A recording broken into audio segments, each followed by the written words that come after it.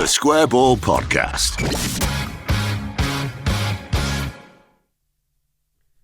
Hello, welcome to part 2 of Propaganda. We're going to be hearing from some slightly boring Southampton fans. Moscow's here, never boring, unless he's talking about Bielsa. And Rob is here as well. You've not done it this week. I've kept a lid on you. And you haven't said anything about Levi's Solicitors. Tell me about them. Well, they give you 10% off your legal fees, but you've got to know what the website is. It's levisolicitors.co.uk/the square ball. That was smooth. And that's for all legal services that they do. And none of them are boring. Should we just deal with Southampton and get on with the fun stuff? Yeah, go on. So, match day vlogs. There's very little out there. You pointed me to, because you were too busy to do this. So you shared with me the Southampton fan channels you found last year. One of them hasn't done anything since last season, maybe even the season before. And then I searched for others. One of the few that I found turned out to be, it's just a channel devoted to Wimbledon's youth team from 1990 to 92. And it only has one video on it, which is Wimbledon FC Youth 5, Southampton FC Youth 6 from the 13th of November 1990. So I've penciled in a little bit of time to go and see if there's anybody good in that. It's the Southern Junior Floodlit Cup second round replay. Oh, it was a big one, that. Yeah, I mean, it's the full match. I think, yeah, so there could be some interesting players there. More interesting than, in fact, the teams are here. So who went on? Peter Fear, he became a player. Chris Perry, Stuart Castledine, Neil Ardley, and then the Southampton team, Nicky Good, he wasn't. I've never heard of him, just doing that joke. Paul Tisdale, rings a bell. Yeah, he's an Exeter manager, isn't he? Of course he is, yeah. Callum McDonald, Gareth Taylor. Anyway, so that's These that. are all just generic names. Match day vlogs, though, they did go to the game, but even they didn't really put the effort in. They put in, they sit at the front of an upper tier and they have a camera just pointed at their faces. It's a bloke and his mate. And this is them, they're quite hard to hear as well, so it doesn't give good audio because they're not wearing microphones. So he's trying to give the team news about half an hour before the game starts, but he's having quite a challenging time. There are some different players within that lineup, so we shall have to wait and see how they perform. I'm excited to see Romeo Lavia in the lineup again. I think he looked probably the best on the flipping it. Those Leeds fans are loud tonight. It's even half full. Right. I'm excited to see Romeo Lavia. Flipping loud. Yep, not even half full, in case anybody missed what he was actually saying. So that's good. Leeds away support interrupting match day vloggers everywhere. Half time, they do a bit of analysis. And I've actually just put this in because we are going to be mocking some supporters of another club soon. So I think it's, we do give credit where it's due. And this fella, so his mate comes and joins him. He's held up by traffic, but gets there for kick-off. And at half-time, they're talking about what should change in the second half. And this is actually spot on. Would you take out one of the centre halves and then bring in something else in midfield? I think you do. I think you take out Bednarak and you put in, put in Adam Armstrong or maybe, or even Mara. I'd like to see Mara get on the pitch, something a bit more pacey, prolific at the front. Bring on Mara, probably play a really good through ball. Have a good shot, well saved. Take off Bednarak, which is exactly what happened. It was Mara for Bednarak was the substitution. So that guy, he's the Tyler Adams to Hasman Huttle's Jesse Marsh, isn't he? It makes you think if we'd have just had fans in charge of this game, it'd probably be much the same. We'd have probably won because the Leeds fans were all going, bring someone else on, bring some midfielders on, bring some fresh people on. Didn't. But yeah, fair enough to him. He knows his football. But then the main guy, it's 2-1, celebrates the comeback, but then he just picks up his camera and goes. For what reason? Well, he says. He's a bit vague about it.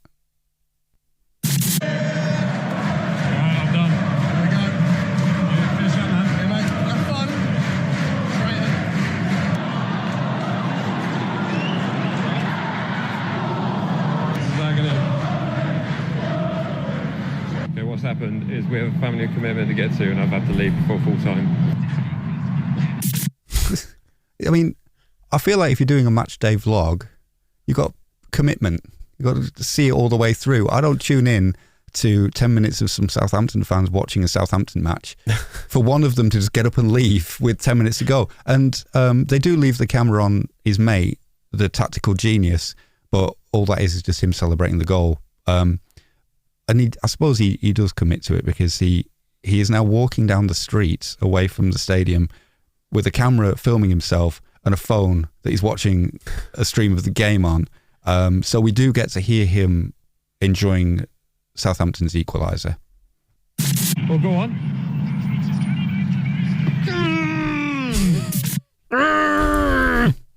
I don't know what that noise really is, but it was, yeah. A good celebration.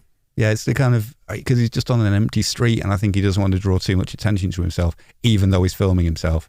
Maybe that's why, but yeah. I think in the first season, they were a bit annoyed at Bamford, and we beat them 3-0, and it was more fun to listen to them. Yeah, there was one reference to Bamford, but I couldn't really understand it, and also because they don't have the mic, so they're quite difficult to hear. They said that on a team sheet that they saw, Bamford was just listed as ha.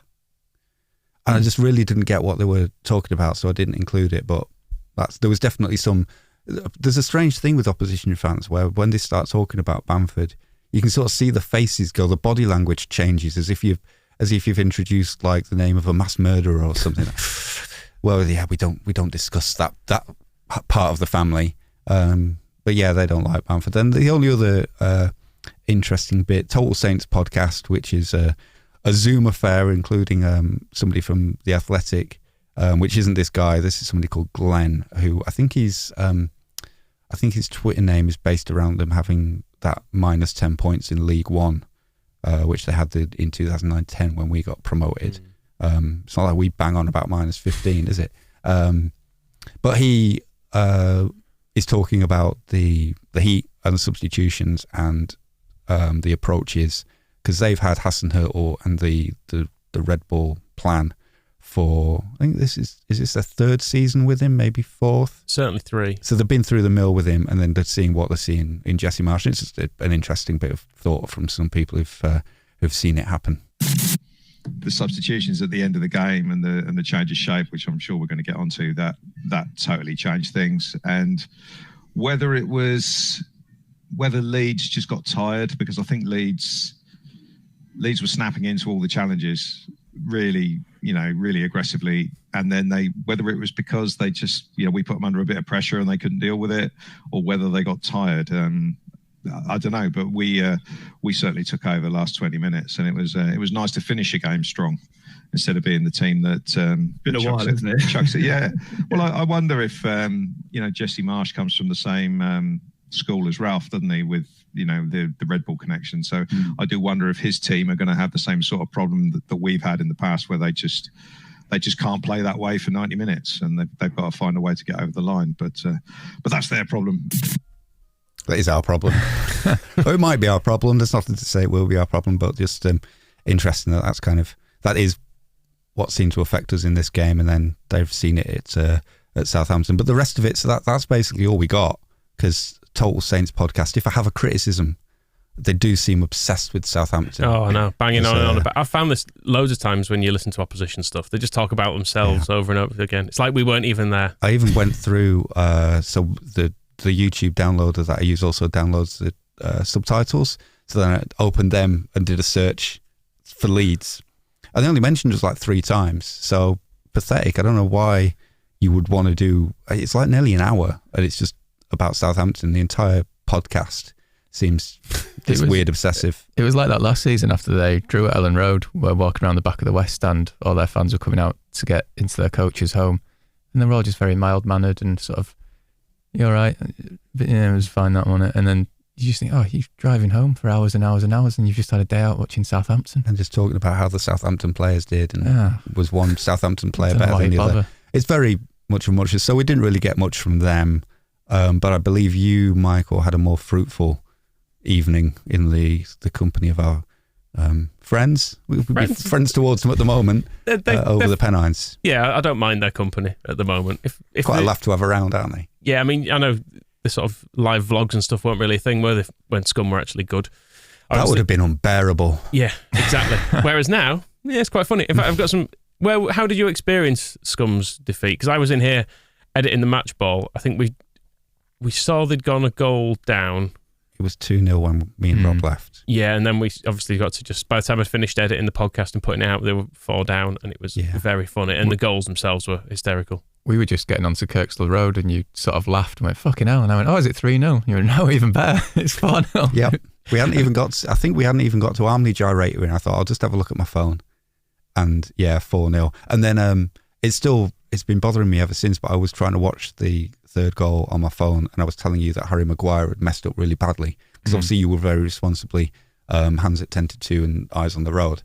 So I was trying to describe what happened, and it wasn't Harry Maguire at all. It's that tiny centre back that they've signed. He was the one I was looking at, but because it was a He's good, 4G isn't he? video. They already want rid of him, by the way. After he was the saviour in summer, get rid already. Say you were very helpfully got me home in time for the second half. And what an absolute shower of bastards Brentford are. They even put up on the screen that I think 5-0 would be the record defeat for Scum. So they only needed one more and they couldn't get it. And then they have the audacity to go on that big lap of honour around Brentford of like, oh, aren't we great? Just spent 45 minutes drawing 0-0 with that absolute shower of garbage. You can't, 4-0, ancient history. They should be as disappointed at the end of that match, Brentford, as we were at the end of the Southampton game. Because we were 2-0 up, but that just became a distant memory and we were all just angry about substitutions. They 4-0 up, but ancient history by the time they were all doing, what's the song? Hey Jude, isn't it? Yeah, Paul McCartney should have been down there with a fucking copyright infringement notice. Tell them all to stop. If you scored another, fine, but I did not write this song about a 4-0 win. Anyway, enough about me. Of all the goals they conceded, the one I found the funniest was the second, because it's the one they were trying to play out from the back hysterically badly. The pass to Ericsson, clearly never there. They just completely stitched him up with it. So this is RNA Deck and Man United going 2 goals down. What are we doing? What are we doing, man? What are we doing? What is it? What are we doing? What? This has got to be fixed. What are we doing, man? It's got to be fixed. I enjoyed that. The best question in there is, what is it? What is it?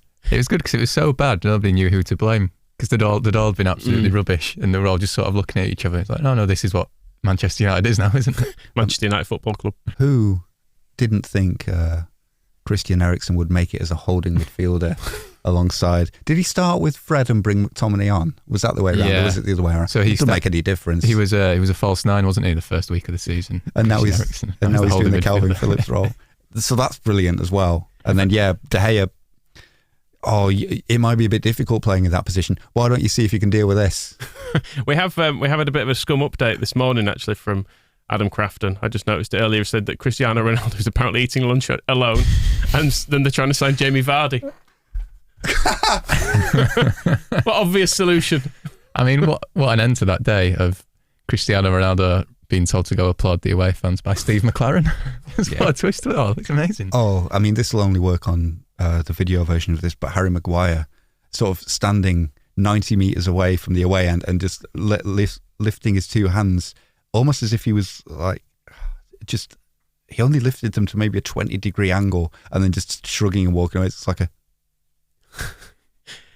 Harry Maguire is such a warning for any future Scum signings, isn't he? Because people liked him for a time. Remember when he was at Leicester, he was in the England team. Slabhead, it was all a laugh, wasn't it? It was all good fun, and now, God, he's like, Phil Jones must look at him and think, that could have been me if I was playing, but thank God I'm not. Jamie Vardy's not going to go there for exactly that reason, because he'll have spoken to Harry about the last however many years and heard how terrible it is, and that was one of the few joys of the second half was Gary Neville, all hope draining out of him as he realised, prospective signings are going to be watching this.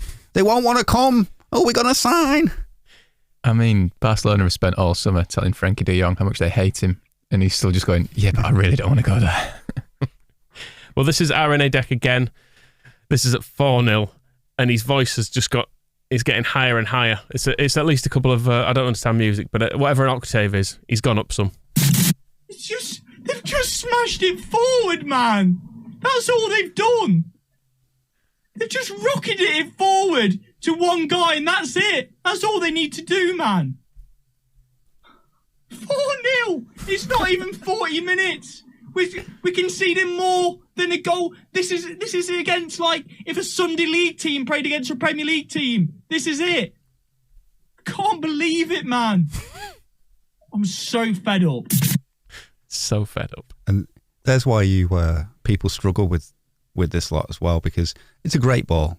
They didn't just lash it forward. It's a really good ball forward on the counter. Thomas Frank, a great manager. We've covered this extensively. And then the first time pass, is it first time? It's a very well timed pass for the guy running in front of Luke Shaw. So it was a really good counter-attacking goal. You don't need this loser going, they've just smashed it forward.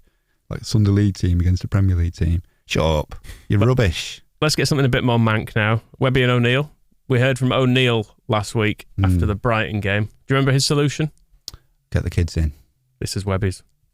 Instead of us going through, players who haven't got the motivation, haven't got the quality that's required at Manchester United, who do you see who has the quality and the motivation required in that team? After that, today, no one. Really. After that, no. You know what I'd do, right? And it won't happen. Against Liverpool, I'd bring the kids in. If we get beat, we get beat. But I tell you what, they show a bit of passion, they show a bit of art. Always the same solution. What is this obsession people have? This idea that teenage footballers are passionate. They're idiots. Yeah, teenagers in general are just moody idiots. I don't see why being a footballer is going to make them like improve their characters to the extent that, the passion of a 16-year-old. If they went 4-0 down, they'd just go home. Are we going to get on to hot teenage bodies again? They would just flounce off down to I'm not playing anymore. I know Ronaldo wanted to, but he has at least got he knows that he can't. I was going to say they've got a role model there as well in Ronaldo. It'd be like, well, I want to be like him, which is basically a complete wanker the entire time. So, yeah. I mean, and the other thing to look at when people play the kids, and every club says this, I've heard it said many times at Leeds, that's where the whole get Eddie in and play the kids is a kind of a meme almost. But you look at any youth team and only about 2 of them ever make it. Yeah. So you're essentially going to be putting out a load of like League 2 footballers if you just put all of your youth team in. And there's this idea that because they're in the academy, they'll all be like, they're red blood. You cut them, they bleed red. They'll die for their shirt and stuff. But the way modern academies work, particularly at the scum level, they probably signed half of them from all around the world when they were 7. It's not like they're going to they've all been dredged up from the bottom of the ship canal and they come out like bursting with pride we're doing it for Bobby Charlton. Like they won't even know who fucking Bobby Charlton is. Because even fucking teenagers in Manchester won't give a fuck about the history of Manchester United because Manchester United are fucking rubbish and because it's ancient history and they're all just watching TikTok and they don't care. So the idea that you're going to manage to reconnect with the spirit of the history of the club and they'll play with passion and pride. And even if we lose against Liverpool, all these 15-year-olds that they want in will just be absolutely slaughtered by their worldwide fan base of homicidal maniacs on YouTube. No, there's going to be no kind of like, oh, well, he's only a kid. It's like, no, how can't he defend against Sadio Mane, he's gone to Bayern Munich anyway? He's playing for Manchester United. This is Manchester United Football Club. You can't be doing that as a kid. I mean, at various points, playing the kids at Man United would have meant throwing Scott Wootton in to play against Mo Salah. We want Cameron Borthwick Jackson, exactly. And we want him now. And bring him back. Get Danny Pugh in as well. Anyway, so that's all lovely. Stretford Paddock, similarly manky. This is Andy Tate, who we heard from last week, not to be confused with toxic internet man Andrew Tate. No. He's better than him. If any young people out there do want a baldy inadequate with an obsession with shit cars to use as a role model, Michael has just had to get rid of a Renault Clio this morning, and you could be going to go and get a Bugatti to make yourself feel better. It's unlikely, I've got to be honest. Think about who your role models are and pick this guy. Pick me. But it's not him anyway. It's not him anyway, no. It's the guy. Moise is what he became famous for many years ago, but now here he is talking about the Glazers, and he's got a new word this week, which I really like. The culture at the club is rotten to the core. It's a disease. It's got to every player. The fan base is absolutely fragmented. and the Glazers. This is what the Glazers want. Anarchy, and they just take the money. Anarchy. That's our design. Anarchy Rice. I don't think the Glazers. They don't want this. They want anarchy. No. Like, what's their background? They're just very rich people with like horrible little neck tails. There's no. I mean, I suppose it is quite an anarchic haircut, but I don't think they bought Manchester United with the intention of anarchy. I'm pretty sure they don't want them relegated either, which is what the current plan seems to be. It could happen, couldn't it? It would be. It probably won't. It won't. At this point last year, Arsenal had started really badly, and it was like, well, Arsenal can't go down, can they? And in the end, they finished like 5th, and it was fine. But and the same will happen to Scum. It doesn't really matter, though, how much Scum struggle, because they'll just keep throwing money at shit footballers, which is almost... There's as much satisfaction in that, I think, just watching them really implode and find new ways of being crap every season. And now struggling to actually buy players as well, like Arnautovic and Vardy. They were top of no one's list at the start of summer, were they? But now they're like... And they won't go either. No. They won't get them. They've got 2 weeks, and I don't know who they're going to get. I don't know how the players that they could get are going to improve them. And Ten Hag is flapping about where to put Eriksen, who's the only good player they've signed. And Eriksen, he's pretty old as well. And let's not remember, did die the other year. And they managed to get him. Admittedly, he seems to not be dead now, which is probably a marginal improvement on the majority of their players. But only just, I would suggest. You look at Harry Maguire and you wonder, don't you, by comparison? But I'm beginning to struggle to see how they get out of it, which is great. But maybe the Liverpool game, I think Mr. Paddock has some ideas about what could happen against that would change things. Next week, we've got Liverpool, double digits. Tell you what, it could be anarchy on the terraces with these protests and all that. This could be Judgment Day. You could see a nuke go off in Manchester, civil unrest. There's not going to be any of that, is there? I mean, they did break into the stadium during lockdown. That was true. And now they're going to nuke the stadium. Yeah, if it's now tactical nukes, that's quite not even tactical if it's anarchy. I could listen to him say anarchy a lot more. What do you prefer? Do you prefer anarchy or disease? What was his one last week? What was the word that we were enjoying? I can't remember. It was another at the end of it. I can't remember. But by the end, he's gone entirely mad. If alien life came on this planet, they'd be fucking laughing in an alien language. You know what I mean? Fucking stupid. It's a good alien laugh. I really wasn't expecting that. Credit to him. It's a really good alien laugh, is that? Is that going to be the alien life's first priority? I mean, it would be great if they come down and like 80 million for Harry Maguire. Shows what the Cockneys. All right, 80 million for Harry Maguire. You've been done, lads. Shows we've been out there on our own planet watching, and we had to come. We had to invent hyperspace engines just to get down here. We bought them off a lad called Derek. He's got them. We had to get down here and tell you, Harry Maguire, 80 million. Anyway, we're off now. By the way, universe ends in a couple of billion years, but you probably still won't win the league. Hey. Shows how egotistical they are, though. If an alien comes down, that's the first. What state are Manchester United Football Club in? That's where we need to. That's what we need to instantly get to. They've come with a solution to the anarchy. Anyway, Terry Flewers. Do you remember him from last year? Yeah, he was from the Terrace or the Football Terrace.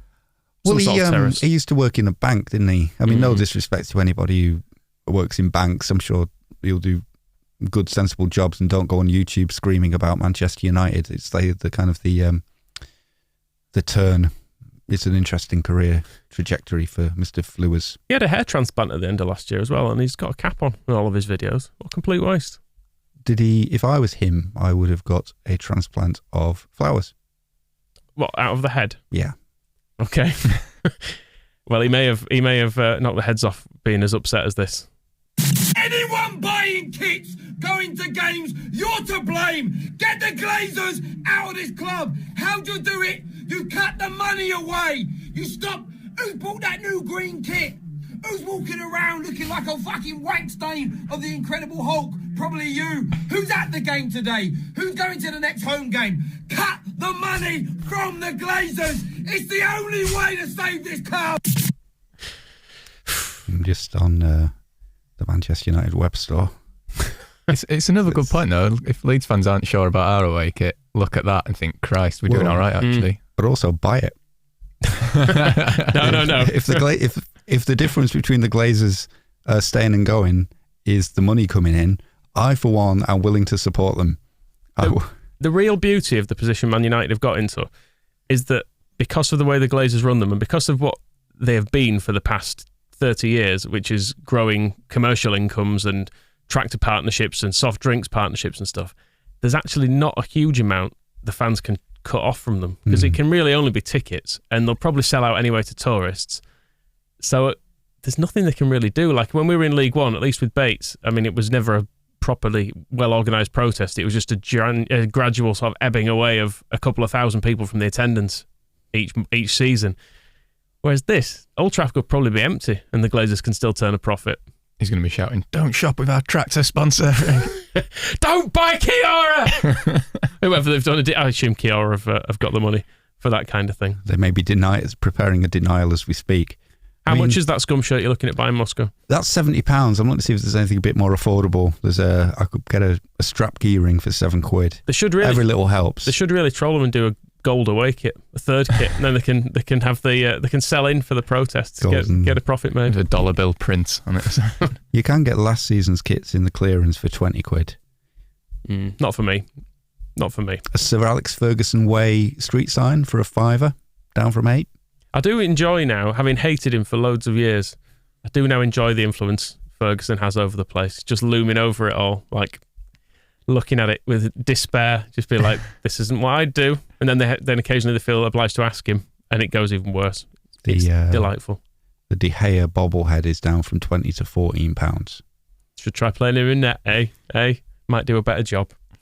There's more scum coming up in Propaganda Extra anyway, but I think that's enough of them for now. It's just a bit more, there's more shouting and stuff going on. I like to give a bit more variety though for the main show, you know, not just angry people. It'll just be anarchy, but aliens. It'll just them. You know, we've not heard from in a while, Moscow. You're one of your favourites.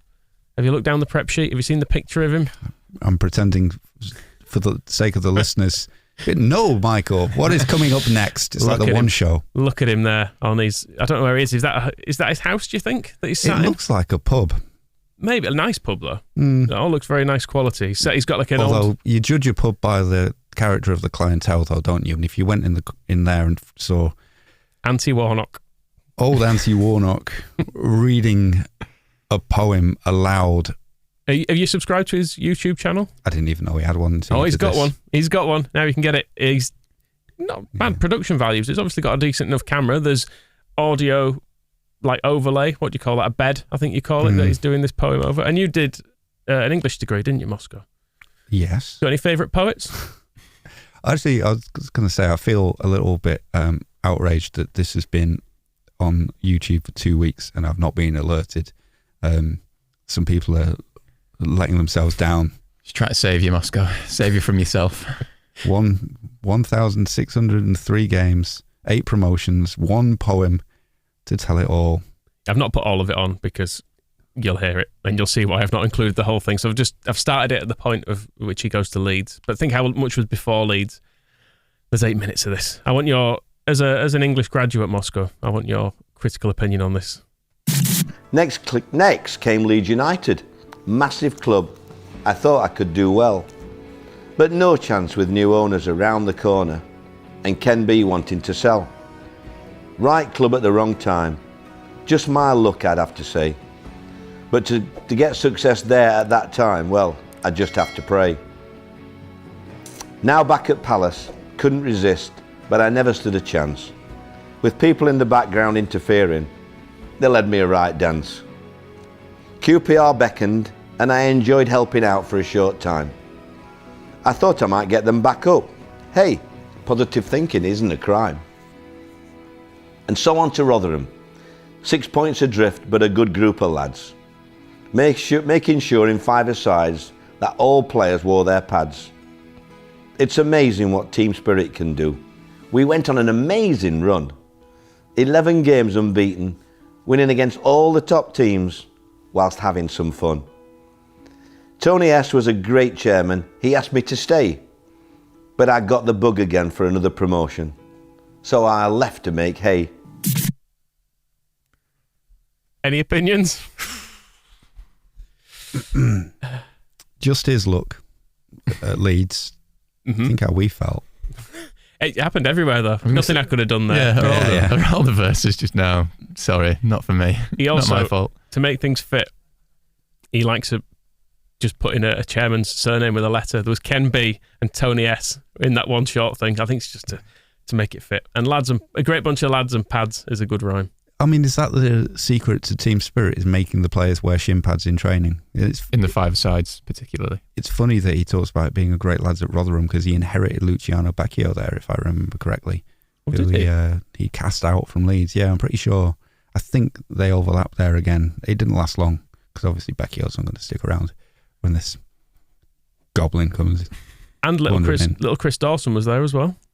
Yeah, maybe it's him I'm thinking of that he was tormenting. But you talked about the production values. He keeps making mistakes. Yeah, he does. The music on it is just weird. And I'm sure there's a guy ringing for last orders halfway through that as well, isn't there? The bell keeps popping up in the top corner to remind you to subscribe. And every time it pops up, it goes ding, ding, which I think ruins what is an otherwise moving performance of some quality. I feel some emotions about this, certainly. Certainly. Well, you can listen to the whole thing. No. You can. Thank you. You can. Well, there's a bit more coming up in Propaganda Extra Moscow. So, our TSB Plus members are so lucky, aren't they? They get the best of us. You're going to get to hear the end of his career just to finish it off. I'll be honest, I couldn't listen to the whole thing. I skipped forward to the Leeds bit. I was kind of listening in thinking, it's still Sheffield United, this bit. We'll keep the big thing in one of his books, the one that covers his time at Leeds, is also mostly about QPR, and all of that was just let Adol Trapp do what he wants and stop the other players from killing him. So if you make that rhyme, that whole section of his career is there. Beyond that, I don't get. Does it mention him training as a chiropodist? I think it probably does. He's going to sneak that in, isn't he? There was a line about, thinking back, I don't even think there were subs from when he first started management, because there weren't subs at that point. It's all like that. Right, that'll do then. Ending on a high, eh? With Anti Warnock. I think I prefer the anarchy. I would almost rather listen to more of the Scum fans than the full 8 minutes of that. Well, stay tuned for next week because there'll be nukes going off at Old Trafford according to Stretford Paddock. So that's something to tune in for. We'll catch up with you next week. The Square Ball Podcast.